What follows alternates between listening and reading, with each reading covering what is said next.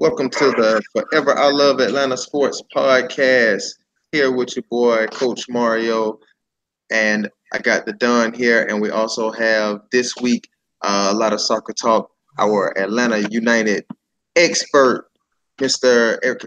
I don't know. Hold on. You know what? I'm gonna let you introduce yourself because I don't like giving out people improper handles. So I'm gonna catch myself and let you give it out because a lot of times we give out government or handles, and I don't know how you want to handle that. So I'll let you introduce yourself. Well, I'm Eric Quintana. I'm on Twitter at Eric G Quintana. I'm a host of one of the Atlanta United. I think the original Atlanta United podcast, Mouths of the South, at MOTS Podcast on Twitter. Have a show every week that goes out streams on YouTube as well. And we have a radio show on the Atlanta Sports X 12:30 a.m. and 106.3 FM every Wednesday at 7 o'clock. So if you're looking for Atlanta United content on the radio, that's where you find it every Wednesday, 7 o'clock. And I assumed it was okay to give out your government since it was on Twitter, but Yeah. I still got bro code. Bro code still in effect. And what's going on with you with this week, Don? Quiet over there. What's good, you guys? Glad y'all can join us this evening. I know we're a little late this evening, but we promised y'all an episode, so we gonna give y'all an episode this week. We will be talking about, Atlanta United. That's going to be our main topic tonight. Unite and defend. Come holler at your hometown sports podcast. Yes. All right, so we'll jump right into it, and we'll run down some scores from this past week. The Hawks. Monday we had Houston in the building, and we dropped that. What was it? 119 to 111. Wednesday we played Minnesota, 123 to 131. Man, we're scoring a lot of points this week. And of course, we had the epic. Was it 4 overtimes? 4 overtimes. 4 overtimes with Chicago, 168 to 161, and we actually played Chicago again this afternoon. 118 to 123. Man, we scored some points last week. I guess Trey getting hot, huh? Yeah, so we won 2 games and we lost 2 games. Yeah, sweet. 22. Trey Young, he was also named the Eastern Conference player of the month for February. A lot of he had a buzz Friday night versus the Bulls, 49 points, 16 assists and 8 rebounds. So yeah, he was on it on Friday. He was. And we also know today that he got ejected today from staring down the player night. I just don't understand that. Like LeBron James and Steph Curry, they do this all the time to other players. They don't say anything to them. It was terrible for viewership. I mean, Trey is going off right now. You have some people trying to tune in to see him. NBA, that's terrible. Like, that's terrible for viewership. That's why anybody's watching this game for Trey. That's why he's watching it. Trey Young, a casual fan, was only looking at this game and say, "Hey, man, Trey's been heating up. Let's see what he's gonna do." And you gonna kick him out the game? Yeah, that wasn't very smart, NBA. Braves spring training done. You want to give out the spring training scores? I'm actually a baseball guy, but spring training scores to me are, a lot of people still get interested in it. Yeah. We beat Washington 4 9-4. Yeah. Mets. We also won that game 3-4. We beat St. Louis Cardinals 0-4. Some strange reason this week we did not do well against Detroit. 7-6 in one game. And we also played Toronto. We beat Toronto 3-4. And we lost, another game to Detroit 7-4. And today we beat the Marlins 5-6. All right, everybody, we're not going to get deep into this. Everybody, save your tweets. Our Falcons update this week. We re-signed Matt Schaub, and the other big news was Dan Quinn said that we'll probably exercise the option on Big Beasley. Okay, let's move on. That's pretty much it. Like, we're not going to give our views and opinions on that because We'll be here everybody's all day. talking about it. We just gotta wait to see. We gotta wait and see. Just sit back and relax and just figure out what's going on. And all right, Atlanta Legends. We were actually playing last week during the podcast, so the game ended after the podcast. So last Sunday we did drop our opener to San Diego, wasn't it? And we are currently playing right now, and we're up 8-3. And everybody by Chris Sims went down, if you didn't know, early in the first quarter, and Aaron Murray got in. What well, I guess you said I included myself. What we've all been waiting on, and he's doing pretty good right now. So the score is still 8-3. I need to recheck because I hadn't checked since we started the podcast. Yeah, so that touchdown, was a Georgia Michigan connection. Georgia Michigan connection. Aaron Murray, a former Bulldog, and shoelace Denard Robinson, a former Wolverine. Like go blue. So, Eric, if you didn't know, my partner is from the city of Atlanta, and some kind of way he's a Michigan Wolverines fan. So we had to figure out how that happened. So that's a little backstory on the little jabs you just seen us give each other. But now, as we got you guys caught up on rundown last week of sports, our main topic tonight is soccer, and of course, being the hometown sports podcast, we support our Atlanta United. And I have to be honest, just when I'm watching a soccer game, it's exciting. I can watch it and get into it, and I don't know the strategy, but you can figure out. I mean, it's exciting. I don't know a whole lot of strategy. I am interested. See, I don't even know what questions to ask you. So you just about to serve it up to you and let you go. Before we get to the questions, we got to talk about what happened with United this past week. Okay.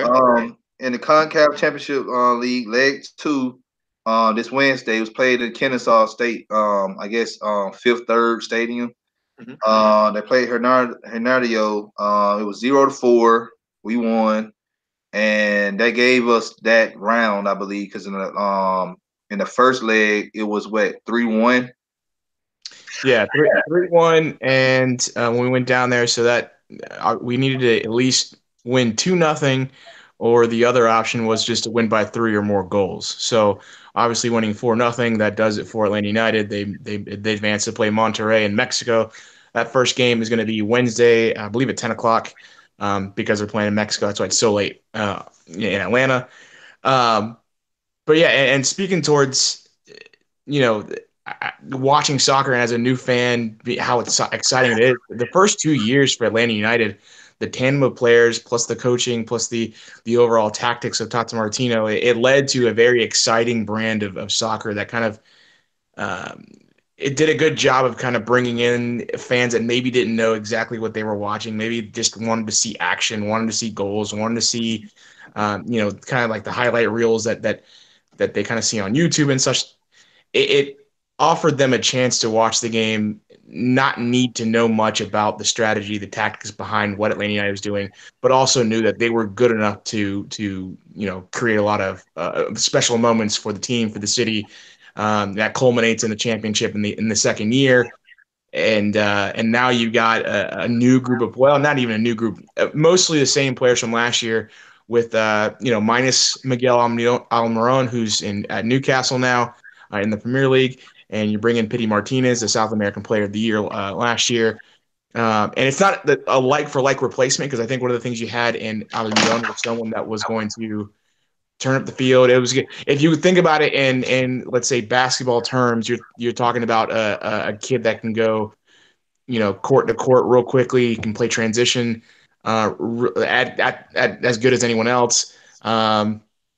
If you're talking about in terms of football, Atlanta United was a team that run and gun. They were passing the ball all over the place. They were very they're going over the top all day long, and that's kind of what Atlanta United's game was. In the first season, they really like to possess. They really like to hold on to the ball, really like to string together a lot of passes. But in that, they were able to kind of sit back most matches and really focus on attacking on the counter. and that's what created a lot of these exciting moments. This year, it's a little bit different. You're not going to have, I don't believe, as many of those moments for Atlanta United. You're going to have some. You're going to have moments that Atlanta United creates, but the focus is going to be more on Pity Martinez, on Ezekiel Barco, what they can do in the midfield, how they can kind of connect Atlanta's defensive third with the attacking third, how they can kind of distribute the ball to Joseph. That's going to be the main difference in how those two, because Barco came in last year, he had a lot of hype around him, but really didn't live up to it. And so him alongside Pity, we want to see exactly how that turns out. Today didn't really work out that well. 2-0 loss for Atlanta United against DC United in their first regular season match of MLS. And really, it was an eye-opener because aside from the weather conditions, aside from the fact that I think a lot of these players are looking ahead to maybe, and I don't want to put those words in their mouths, but from the fan perspective, it could be seen as the players are kind of looking ahead to the next CONCACAF Champions League match against Monterrey in Mexico at altitude. So there's a lot to consider there. Maybe their minds aren't. I think athletes, regardless, are always going to try to play. But a lot of fans did get the sense that maybe their heart wasn't fully in this one. And it would be understandable. I just don't think athletes are really wired that way. You got to I get what you're saying. You got to choose your battles. Exactly, yeah. And we all former athletes. We play different sports, various sports. Like I seen, I watched the game today as well, and I could say they really won. Because we know Atlanta United, they're an attacking scoring team. Yeah. And we didn't see none of that today. And I'm saying to myself, okay, well, the CONCACAF, that's a huge thing. If we win that, I'm not down, I'm not down playing the MLS Cup at all. That's important. That's a championship for the city. But you win the CONCACAF, I heard that's like a bid or something to World Cup or something like that. Yeah, so it offers you the opportunity to play in the Club World Cup. It's different than the World Cup. The World Cup is countries. This is the club version of that. So Atlanta United would never play in the actual World Cup. And I know I don't want to. That was confusing me. It was confusing me too. I ain't even gonna lie. I don't want to assume that American players going to play for America. Man, that was confusing me. So, man, okay, thank you. I don't want to assume anyone doesn't know about the World Cup or about the Club World Cup, but the World Cup itself, that's where the U.S. national team would play. The World Cup would be countries being represented by players from different, whatever.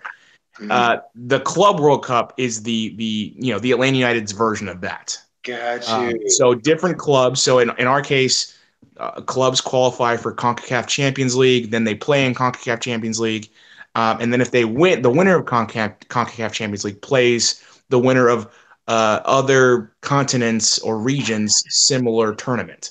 Gotcha. So South America has one. Europe has one. Australia and the South Pacific have one. Asia has one. I think the Middle East has their own. So it's all these these winners would then enter a tournament, and that's the Club World Cup. And so if you win that one, the big thing about Atlanta United winning that one is, one, for them to get to that point, winning CONCACAF Champions League hasn't been done by an MLS team. So Atlanta United would be the first in that regard. On top of that, you'd be putting Atlanta United, as a front office, you'd be putting Atlanta United on the world stage for everyone to watch. The Club World Cup isn't anything. It's almost viewed as like the Olympics in basketball. People are going to watch, but it's not that big of a deal to essentially everyone else outside of, I want to say North America, South America. Really, it doesn't have a lot of eyes on it. It has enough for it to be a thing, but it doesn't have enough eyes on it to where it's I don't know. It's this enormous deal. It's got a TV contract. It's people are going to watch, but it's not the World Cup. I'll put it that way. It's not a championship game or a championship match in Europe or it's not MLS Cup. Those are all going to be, I think, held to a higher kind of a higher level. But getting to Club World Cup for Atlanta United would be huge because of what it does for Atlanta United on the world stage. It lets the world know that what Atlanta United is doing in MLS is meaningful. It's kind of proving the doubters wrong, and people are going to be able to see what Atlanta United and its players and MLS can do when they invest and they put in the proper coaching and the proper facilities and the proper front office together to make that happen. So if I were in MLS, well, I'm sorry, scratch the MLS. If I were a soccer player, what which tournament cup would be the biggest one that I could win? Which one would be the most important to me? Then is the way I like to phrase the question. That depends because you have a lot of players that they when they start out early, they want to play in the um, UEFA Champions League. Okay. That's the same sort of tournament, but in Europe. In Europe. So that's the tournament that I think has the most eyes on it because it involves teams from the Premier League, from La Liga, the league in Spain, from the German league, the Bundesliga. All those leagues kind of get together and they get into this tournament. So you've got the best of the best teams fighting it out for the title in Europe. But then you look on an international stage and representing your country, and a lot of players, feel that same sort of draw to winning a World Cup. Okay. It's because it's only 4 years, and because you're not really playing for your club team anyway during that time. A lot of the times, once once the World Cup comes around, you have players really dedicating, really focusing their time and efforts to winning World Cup with their country. Okay. All right. Well, let's get into the other topic. Well, we know, we lost today against DC United. That's 2-9. Now, a few months ago, all right, Atlanta United have done something for the city that hasn't been done in 23 years, and that was bring the city a championship. All right. Yeah, there was mixed emotions from a lot of people in the city. A lot of people was happy. You had some people who was that's not important. Like my thing is soccer is like outside the United States. It's can't ignore that. All right, and that's facts. But this club has won this in a 2-year span. All right. We started playing in 2017. All right. We had a great year in 2017. And we came back in 2018. We won a championship for the city. Now, what's next? And by the way, I never drunk alcohol before in my life. Right? Now, I got something to show y'all. Like this right here. Okay. That's awesome. I bought this. It was like, yeah. That wine? Huh? Yes, That wine? It's wine. I forgot who made this. Manos. Yeah, Manos. All right. The next team who win a championship for the city, I will chug this now. I've drank plenty of alcohol in my time. So, what's next for Atlanta United? Do you see us repeating as MLS Cup champions for 2019, or will we take a back seat because we got a lot of changes? Some players who was here last year is not here anymore, and Tata Martino, he's not even here anymore. We have a new coach. So what do you think? Well, the expectations for this year are going to be. I think a lot of people have kind of tempered expectations in terms of winning MLS Cup for a second time in a row. It's happened before. It's not that crazy to think that Atlanta United can do it again. The problem is you have a new coach.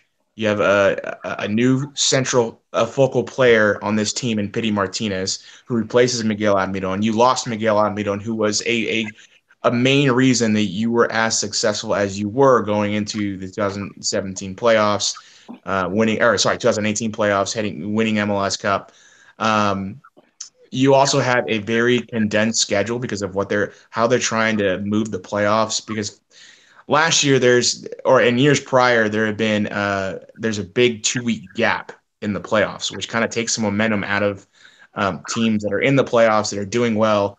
You then don't play for 2 weeks, and that kind of takes away that momentum. So they've tried to fix that by not only shortening the schedule, but also eliminating two-legged series from the playoffs. So now every playoff game is single elimination. So I think, at least for me, my expectation is for Atlanta United to get to the playoffs. Once they're there, it's kind of a crapshoot. And whoever's in the best run of form at the time, whoever's playing the best soccer going into the playoffs, they have the upper hand in the playoffs because they're the hottest team at the time. And that's really what I think Atlanta United was able to do going into the playoffs last year is they got hot at the right time. The last game of the season, they lost the Supporter Shield that's given to the winner of or the best record in MLS for that year. And that was something they were kind of shooting for, and they lost it in terrific fashion. I think it was like 4-0 to Toronto, and so I think that kind of pumped up Atlanta United. The players themselves got them ready. They could focus on the playoffs, and they just kind of had a fire lit under them heading into that first match and throughout the playoffs. How does that transition from last year to this year take place? It's kind of interesting. You have a new coach, again, new players, new focal players, and they didn't win a championship last year. So this front office, this head coach, well, the front office did, but the head coach, the coaching staff around him, they didn't win a championship last year, and they're coming from, at least Frank de Boer, he's coming from situations where, he was fired soon after starting the gig. Imagine a basketball coach or an NFL coach getting fired, a month into the season.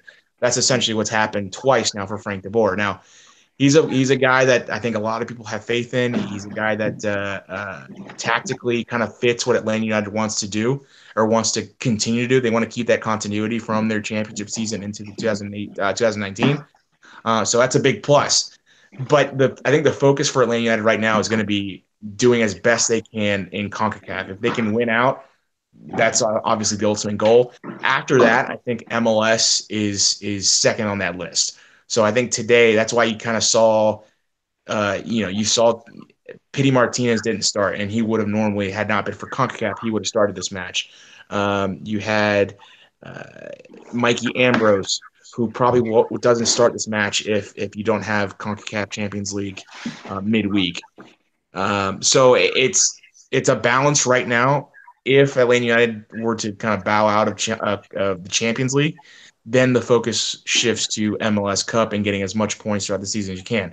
Once US Open Cup comes around, which is another tournament that Atlanta United will be involved in, that then is the focus for Atlanta United, because that is another tournament where it's another chance for Atlanta United to win a reputable trophy in the United States and North America.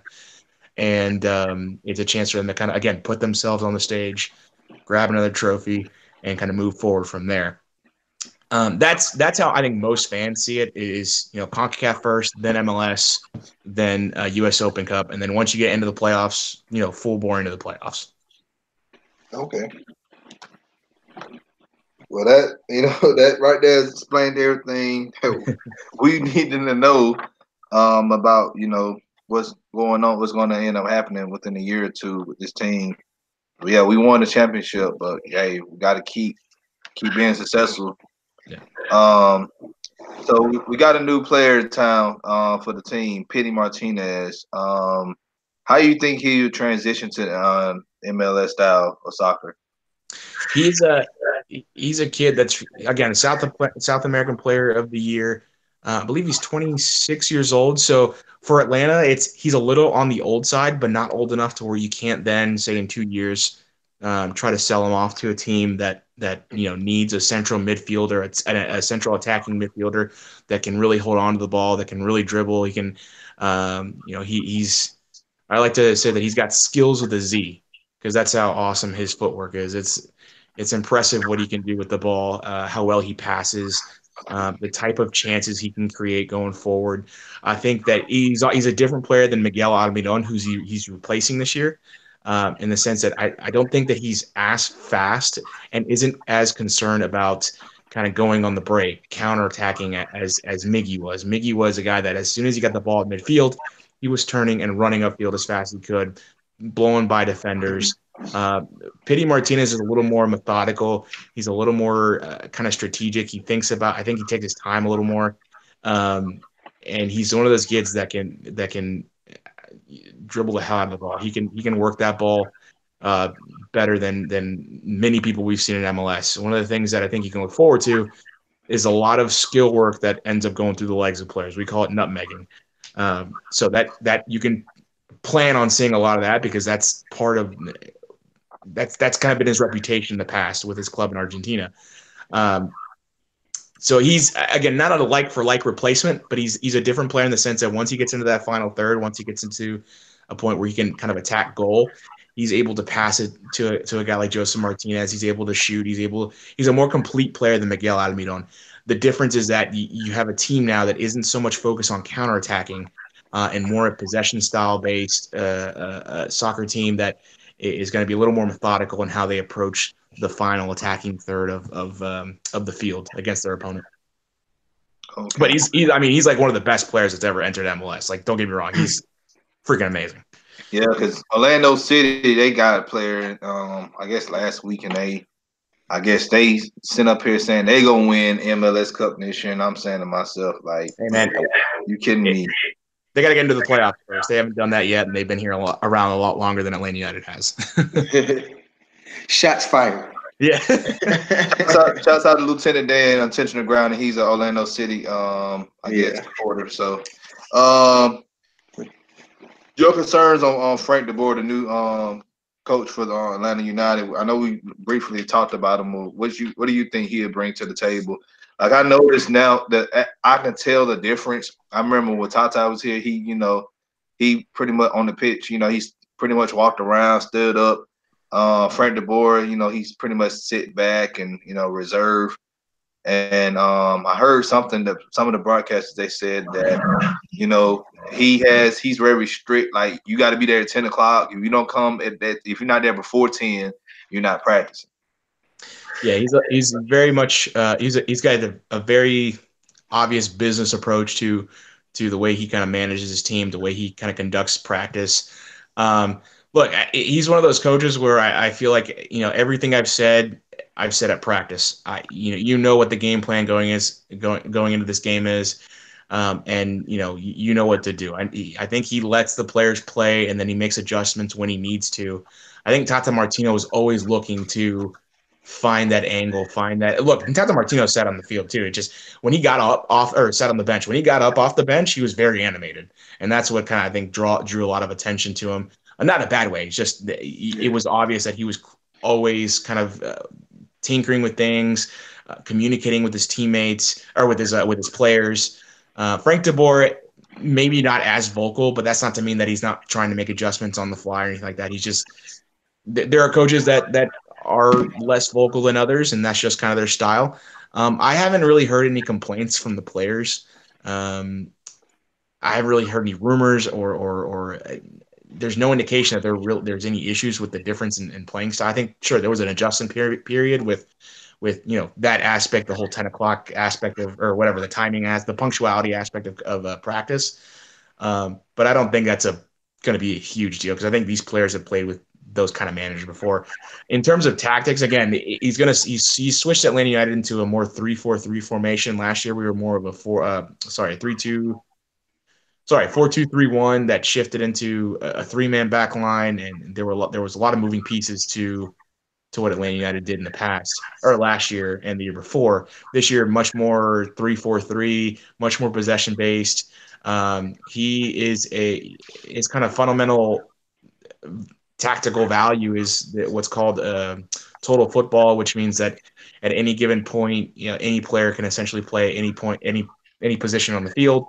Which you see that a little bit in the way that Barco and Pitti play. They have the freedom to kind of roam wherever they want.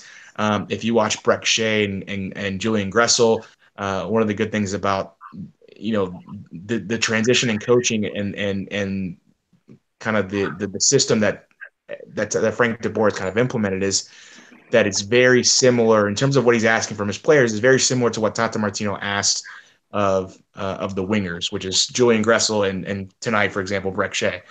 They're going to get forward. They're going to have the ability to get into the attacking third. While at the same time, you're going to have that similar three-man back line you had last year without giving up someone in the central defense. Outside of that, I'm still kind of in a wait-and-see pattern, because he's made a couple of decisions that I didn't agree with, and were kind of strange. For example, George Bello, I believe I know he's young. I forget exactly if he's 16 or 17. I think he's 17. But he started in the first CONCACAF Champions League game for Atlanta United against Herediano, and struggled mightily. And he's a guy that wants to play the young players. He's going to give young players a chance. The club he managed, or the club he's best known for managing, that was kind of their attitude as well. We're going to play young players if they earned it. And don't get me wrong, Bello has earned playing time. I just don't know if that match was a great time to give him it wasn't a great time to put him in that position. It's a unique environment going into CONCACAF Champions League play.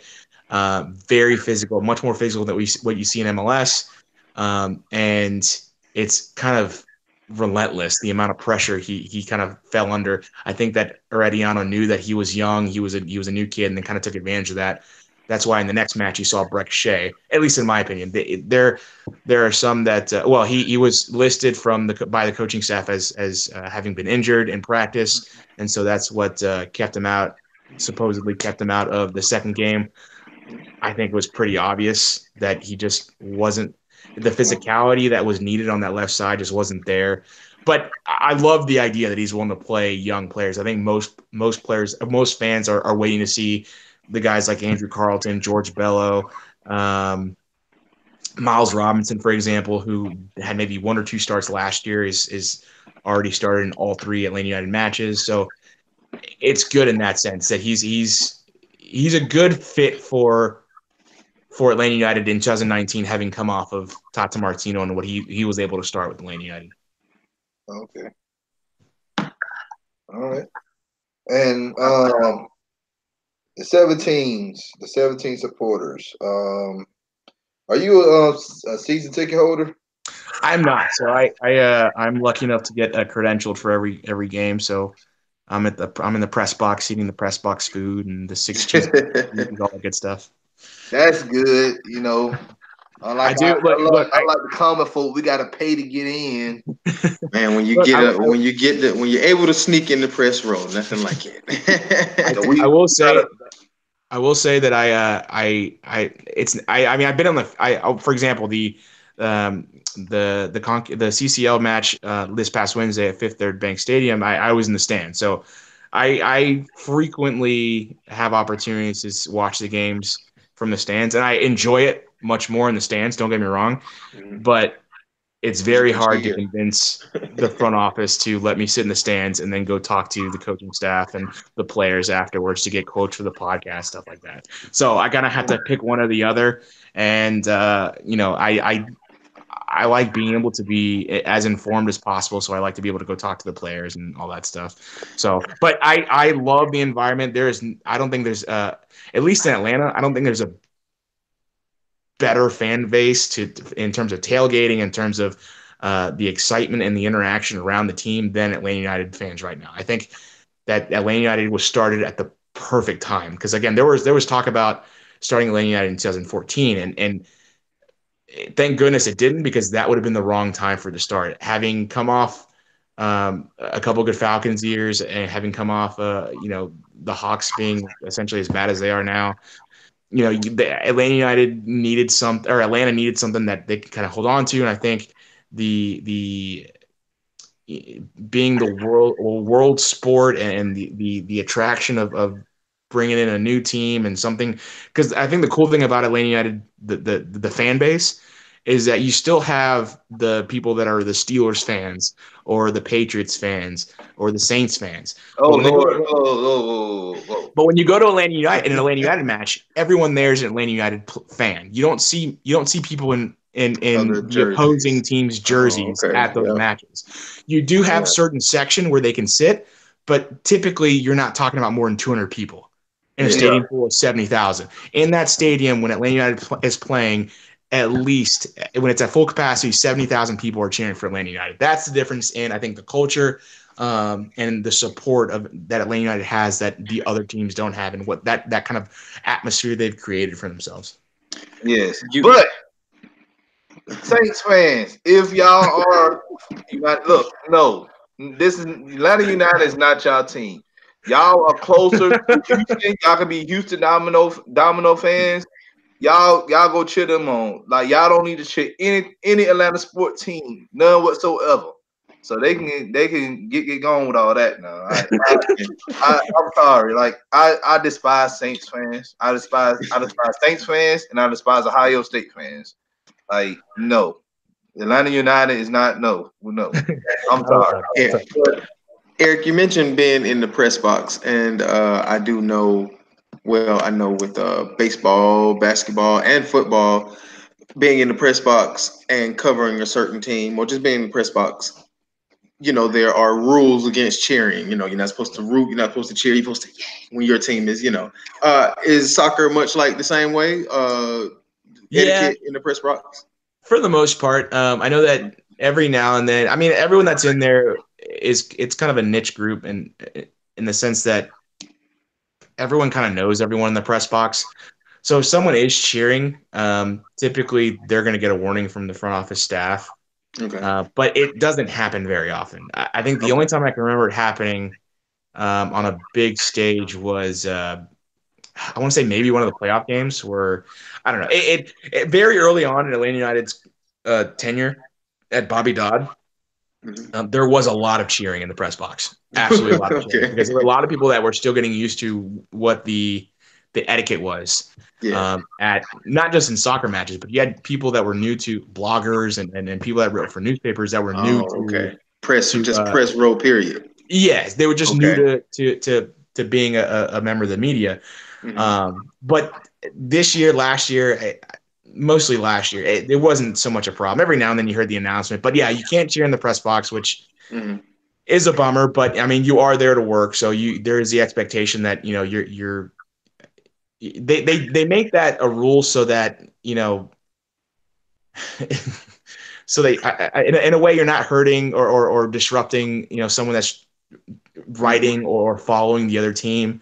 There's not supposed to be you're supposed to be writing from a place of objectiveness. You're supposed to be writing objectively or recovering the team objectively.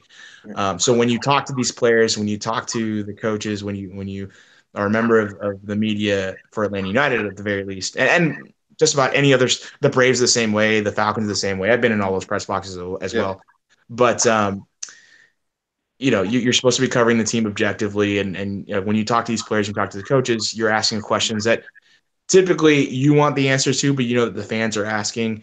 But you're asking in a way that is still an objective point about the team, not so much, I don't know, like you wouldn't ask a player a super specific fan question or something like that, unless it was like on Facebook Live or something, and he Gotcha.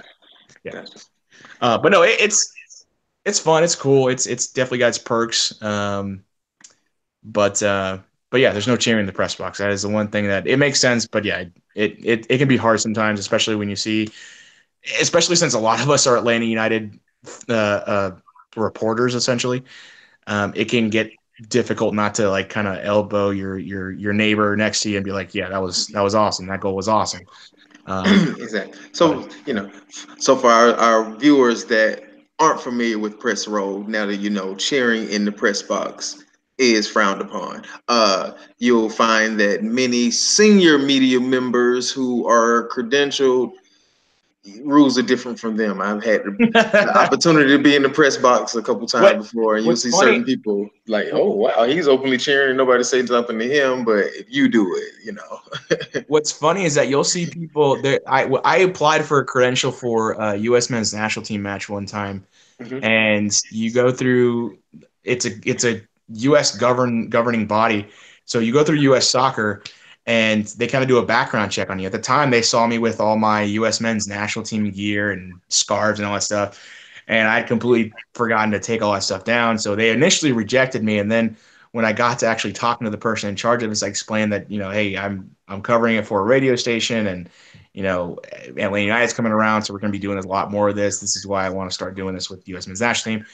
Got on the phone with him and eventually explained my situation thoroughly enough to where he approved me for a credential. But the funny thing he told me in that conversation was that South American, Central American media people that sit in the press box, a lot of the times what you'll see is like a select few actually come in the home team's jersey. as they're covering the team, Yeah. which is hilarious, which is something that he was trying to avoid when he saw all my stuff on social media. But it's hilarious to think that yeah. So I've been to international matches. I've been to other club team matches where, sure, when you're not, there's a couple teams in Paris that I can think of. PSG that came and played, I think, Manchester City, I think in Charlotte, and all the French media people, as soon as PSG scored, they cheered. And that I mean, that does happen. Like, it's not, Yeah. but yeah, it is definitely frowned upon. If you did it, say, for the Braves or for the Falcons, they would give you a stern warning the very first time you did it, for sure. Yep. With international soccer, it's a little bit different. Okay. Yeah. But I'm pretty sure y'all were doing a lot of cheering December 8th, 2018 on that cold, wet night after the game. Yeah, absolutely. It was kind of hectic because there were so many. I've never seen the press box as full as it was for that night, and I think a lot of people were jumping on the how is Atlanta United doing this in 2 years?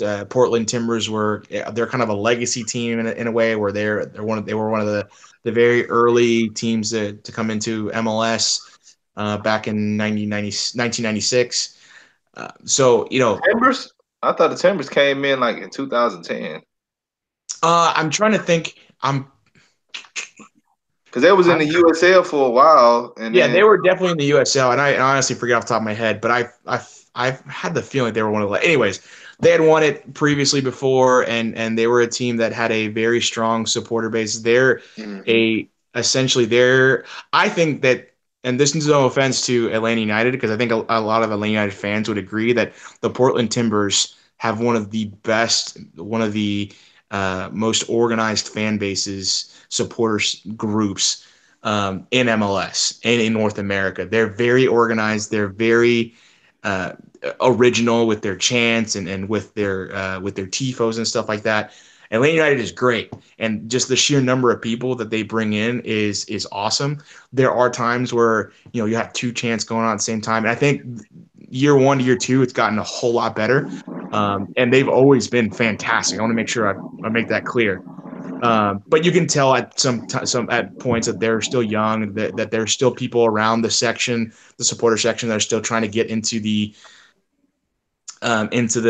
groove of standing for all 90 minutes, making sure they cheer loud. You'll see a big pocket of the supporter section like jumping up and down. That's how you kind of can tell that not everyone in that section is kind of bought into the idea of, well, this is the supporter section, which is an awesome time. But in Portland, that entire section would be jumping and singing and chanting, whereas Atlanta United, a large portion are, but I mean, you still see parts of that. If you guys know what I'm talking about, where they show the TiVos and whatnot, that massive, I don't want to say wall, but that massive supporter section, there's a big portion of it that they may cheer, they may clap, but they're not as rowdy as people lower in that section. Which, as when that kind of rowdiness and emphasis on being a supporter group, spreads through the years, you're going to have that entire section, if not more than that, just that entire section being absolutely nuts. And at some point, Atlanta United is going to surpass the Portland Timbers in terms of that organization, in terms of that originality. It's Atlanta United's 2-3 years in, so it's hard to come up with original stuff that quickly. I think the "We Ready" chant at the beginning of matches, that is, I think at this point, that's here to stay, and I love every second of that. I almost wish that the PA guys would cut the music off just so that we can hear the "We Ready" from the stands, as opposed to hearing the music that essentially drowns out the supporters. It's almost a shame that they keep playing music over the fans. It's one of the things that bothers me about the Archie Eversole. Yeah, shouts out to Archie Eversole. Archie. He's a big he's also a big Atlanta United supporter as well. In case a lot of people don't know, the supporter section there in the stadium, that's over there by the window to the city part. Like, if you facing the window to the city, that's the bottom bowl with the 100 level. That's the supporter section. Eric, I have one more question. Yeah. Can you explain to me or to everyone transfer fees? How do transfer fees work? Can you explain it any kind of way where a medium intelligent guy like myself can understand The it? best way I can explain it is you're essentially buying the rights to that player Okay. um, from another team. Okay. So when you pay a transfer fee, you're two teams are in talks with each other about selling. Let's say that Orlando City wants to buy Pity Martinez, just as an example. That would never happen, but let's just go there. In a perfect world where there weren't MLS rules, Orlando City would pay for the right to talk to Pity Martinez about signing him, bringing him over to Okay. Orlando to play for Orlando. Um, so once that transfer fee is paid, typically the conversations are done ahead of time. But once that transfer fee is paid, then the team and the player start talking to each other about salary and stuff like that. And again, a lot of this stuff is already prearranged. Yeah. Gotcha. So, for example, in Almidon's case, from what we understand, the salary negotiation was pretty much done. The only thing that they were waiting on was for Atlanta United and Newcastle to agree on the price for Almidon from the price that Newcastle was going to pay for Almidon to Atlanta United. So this is a way, in Almidon's case, this is a way to bring in players relatively cheap. So I think we paid, I want to say $7 million for Almidon, and we sold him for 26 million. Buy low, sell high. So yeah, I mean, you after you more than doubled. I forget exactly what the numbers are, but MLS takes a cut, the league does, and then you get the remainder. So I think it more than doubled the initial investment for Almiron, even with his salary. So I mean that's good, right? You want to buy low, sell high. So the idea is to do something similar with Barco. Barco is a player that they brought over for $15 million reportedly. And the idea is that you develop him enough that he performs well enough that a team in Europe is going to come calling for him, and then you have that team pay you a transfer fee to then take him off your hands. Um, ideally, you're looking for something in the range of for Barco, you at the very least want to make your money back, just So it's because so of it's how. almost like you're buying the player and hoping he appreciates, and you want to make money off selling him. Well, again, I mean, the conversations between the player and the team, they typically happen generally the same time that you're talking about the transfer fees. So Mhm. that once the transfer fee is agreed on, then you bring the player over. That's already been the salaries and bonuses and all that has already been agreed to. You have a physical, you make sure he's good to go, and you sign him. Typically, once you agree on the transfer fee, the rest is kind of set. It's kind Okay. of a done deal. You're just kind of agreeing with Gotcha. the player for in terms of salaries. But the transfer fee is what the club makes off the player, and not Gotcha. what Thank you. they make for selling the player. Okay. Thank you. Now, It's like I similar. say, It sounds similar to like the NBA because the NBA you could trade a player for money. buy his Mhm. contract out. Yeah, so it's similar to that. What, Um, what's what's cool is that let's say that Alamidon had let's say he had a 4-year contract Hmm. past this year, so that contract is essentially ripped up, and the Newcastle essentially agrees to new terms, new wages, all that stuff. So Okay. the transfer fee is just you're buying the right to Gotcha. sign the player from this other team. Yeah. Cool. okay, Cool. Cool. all right. Yep. Cleared up. Cleared up. Uh, that It gets it and gets it gets more complicated than that, but that's the gist of it. I don't want to overcomplicate it for the no, viewer. no. Please don't give me any more. I told you, Okay. medium intelligence. Medium intelligence. Yeah, they got to just get a little taste of it at first. Build upon that. Exactly. We just got to get the foundation. We can build Yep. upon that. Um, well, is there anything you want to plug, like your information and like I know you said it early on in the show, but Yeah. we give you a chance to So talk about where we can see you at. you can find me at Eric G Quintana on Twitter. I talk about basically all I tweet is about Atlanta United, what they're doing, how they're doing it. I tweet a lot during the games. My podcast is called the Mouths of the South podcast. I do it with two other guys. Typically, we do it once a week. That day is kind of flexible, just depending on when Atlanta United plays. But typically it's Tuesday, Wednesday, or Thursday. But we let you know pretty much well ahead of time on Twitter. You can follow my podcast at MOTS Podcast, MOTS Podcast, Mouths of the South Podcast, just abbreviated.